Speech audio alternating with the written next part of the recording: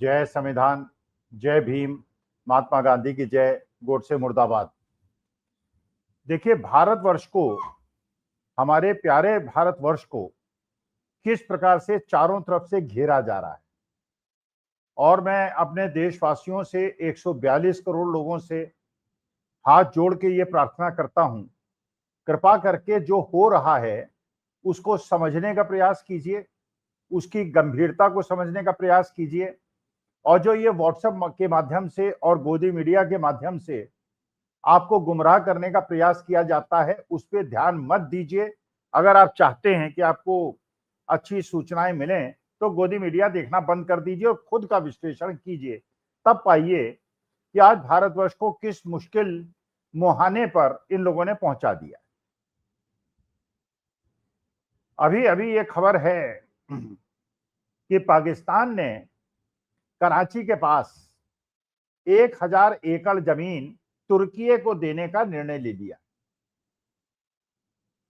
आप जानते हैं, तुर्की जो है एक समृद्ध राष्ट्र है और एक ऐसा देश है जिसने ऑपरेशन सिंदूर के अंदर पाकिस्तान को ड्रोन सप्लाई किए थे। यह भी आपको पता है कि तुर्की नेटो का सदस्य है। नेटो का सदस्य होने का मतलब यह है कि वो वेस्टर्न पावर्स के साथ है। तो अभी माननीय मोदी जी गए थे चीन, वहां उन्होंने तुर्की के राष्ट्रपति को गले लगाया था। लेकिन अभी तक बाकी चीजें की हम लोग बात भूल ही नहीं पाए थे। एक नई घटना और घट गई। तुर्की भी, और किसकी जी इसके लिए 1000 एकड़ जमीन दी गई है मुफ्त में। हमारे देश में कम से कम बिहार के अंदर जो 1000 एकड़ जमीन राष्ट्रीय सेठ को दी गई है वो 1 रुपए में तो दी गई है, 1 रुपए। लेकिन पाकिस्तान ने तो बिना कीमत के 1000 एकड़ जमीन तुर्की को दे दी है। और वो दी है एक्सपोर्ट ओरिएंटेड यूनिट लगाने के लिए, एक्सपोर्ट को बढ़ाने के लिए। मैंने तुर्की से कहा है कि आप वहां पे उत्पादन कीजिए, आपको सुविधाएं मिलेंगी, आपको टैक्स सुविधाएं मिलेंगी और जिससे पाकिस्तान का निर्यात बढ़े। लेकिन क्या यूनिट लगेगी, क्या प्रोडक्शन होगा, क्या वहां पे ड्रोन्स बनेंगे और भारत के खिलाफ यूज होंगे, ये तो समय होगा तब पता चलेगा। लेकिन तुर्की भी आज के तारीख में ऑपरेशन सिंदूर में तो पाकिस्तान के साथ खड़ा ही हुआ था, आज फिर पाकिस्तान के साथ खुल के खड़ा हो गया है और पाकिस्तान ने उसके सामने सारे रास्ते खोल दिए। ये तो हुआ तुर्की का हाल। सऊदी अरेबिया के बारे में आपको पता ही है। वो सऊदी अरेबिया जो हमेशा से भारत का परम मित्र रहा था और जिसके शेख को मोदी जी गले भी लगते थे, झप्पी भी लगते थे, यात्रा भी करते थे, अपने देश का भी विशेष अतिथि बना के बुलाते थे। उस सऊदी अरेबिया ने भारतवर्ष के साथ युद्ध समझौता न करके पाकिस्तान के साथ समझौता किया। इस समझौते के अनुसार अगर पाकिस्तान पे कोई अटैक करेगा तो सऊदी अरेबिया पाकिस्तान का साथ देगा। अगर सऊदी पे कोई अटैक करेगा तो पाकिस्तान उसके साथ, सऊदी अरेबिया के साथ रहेगा। और मानी बात है, अगर सऊदी अरेबिया को किसी से खतरा है, अमेरिका से तो है नहीं, अमेरिका तो उसका परम मित्र है और अमेरिका का परम मित्र इजराइल भी है, इजराइल का परम मित्र भारतवर्ष मोदी जी के रिजीम में भी है। तो ऐसी विचित्र परिस्थिति बन गई है कि पाकिस्तान अमेरिका का दोस्त है, तुर्की पाकिस्तान का दोस्त है, सऊदी अरेबिया पाकिस्तान का दोस्त है, चीन पाकिस्तान का दोस्त है। और इन्होंने एक ऐसा चक्रव्यूह रच दिया है जो भारतवर्ष को चारों तरफ से घेर लिया है। सऊदी अरेबिया से समझौता, अमेरिका का बार बार पाकिस्तान को शह देना और उसकी हिम्मत अफजाई करना, पाकिस्तान के जनरल को विशेष अतिथि के रूप में और सम्मान देना डोनाल्ड ट्रंप का, भारतवर्ष के ऊपर विश्व के अंदर सबसे ज्यादा टैरिफ लगाना,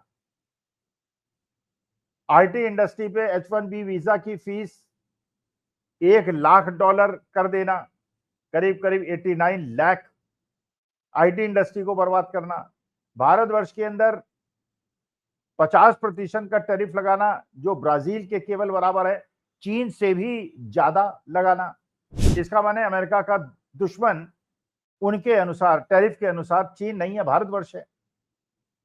चीन हमारा दोस्त हो ही नहीं सकता, क्योंकि जो चीन के इंटरेस्ट हैं वो पाकिस्तान से मेल खाते हैं।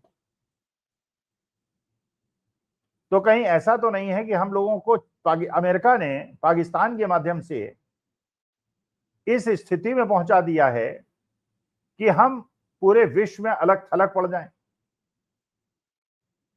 और अमेरिका ट्रेड डील को कराने के लिए, भारत पे दबाव बनाने के लिए, और अपने एग्रीकल्चरल, हॉर्टिकल्चरल, फ्लोरिकल्चरल प्रोडक्ट्स को भारतवर्ष के अंदर बेचने के लिए, ट्रेड डील के लिए सारे दबाव बना के हम पे ये कह रहा है चीन के पास आप जा नहीं सकते, तो आना तो आपको हमारे ही पास पड़ेगा। क्या ऐसा होने वाला है? तो जो पहले हम लोग एक नारा सुना करते थे कि मोदी जी का विश्व में डंका बोल रहा है, तो आज के तारीख में सऊदी अरेबिया की हरकत देखते हुए, तुर्की की हरकत देखते हुए, चीन की हरकत देखते हुए, ईरान की हरकत देखते हुए, नॉर्थ कोरिया की हरकत देखते हुए, अमेरिका की हरकत देखते हुए, कनाडा की हरकत देखते हुए, ऑस्ट्रेलिया, न्यूजीलैंड की हरकत देखते हुए, मुझे तो ऐसा लगता है कि हमें सचेत हो जाना चाहिए, देशवासियों को सचेत हो जाना चाहिए, और ये सोचना चाहिए कि वो देश, हमारा महान देश, जहां 142 करोड़ की जनसंख्या है और इमर्जिंग मिडिल क्लास है, उसकी यह हालत क्यों हो गई? और उसके बाद नीम और करेला और नीम चढ़ा, विश्व से चारों तरफ से कटने के बावजूद आज भी जो सत्ताधारी दल की आपकी सारी योजनाएं लगती हैं, उनके स्टेटमेंट्स लगते हैं, संभल के अंदर जो हो रहा है आपको पता ही है, किस प्रकार से अवैध एक फेमस मस्जिद को तोड़ा जा रहा है। बिल्कुल तोड़ा जाना चाहिए, कोई भी अवैध चीज हो तोड़ा जाना चाहिए, लेकिन सब अवैध चीजों को तोड़ा जाना चाहिए। मैं 6 साल से अपने बगल में लीगल कंस्ट्रक्शन के लिए मुकदमा लड़ रहा हूं, लेकिन कोर्ट डेट पे डेट दे रही है और उस पर कोई डिसीजन नहीं हो रहा है, और अवैध निर्माण होते जैसे ही स्टार्ट हुआ था मैंने शिकायत कराई थी, लेकिन कोई कार्रवाई नहीं हुई, न तो यहाँ के सरकारी विभाग ने की, न कोर्ट से हमें कोई रिलीफ मिल रहा है। अवैध निर्माण हो सबके टूटने चाहिए, और इसके लिए भ्रष्टाचार का रास्ता नहीं खुलना चाहिए सरकारी अधिकारियों के लिए कि वो अवैध निर्माण कराने की जब आप जाके सूचना उनको दें तो वो पैसा उगाही का एक केंद्र बन जाए।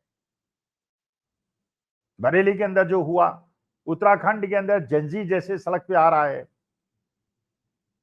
तो क्या सरकार, जहां विश्व पटल पर हम अकेले पड़ते जा रहे हैं, भारतवर्ष के अंदर भी धार्मिक उन्माद फैला के अपनी राजनीतिक गोटियां सेकने के चक्कर में कहीं हमारे देश के युवाओं को, जेंजी को ये प्रोत्साहित तो नहीं कर रही है कि वो उसी प्रकार से करे जैसा मेडागास्कर में हुआ,